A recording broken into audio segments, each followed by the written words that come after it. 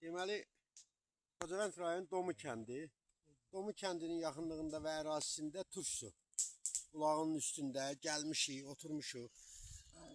Yerimiz müəllim, Araz müəllim, Allahverdi müəllim, Tağı bəy, Elçi bəy, o da turşu içir. Gəlmişik. Vırım. Ha, vurmuşsan da,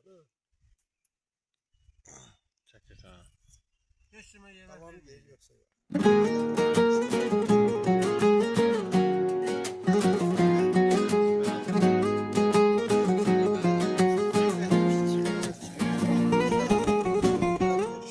Yine de çıkmışam seyrine bugün.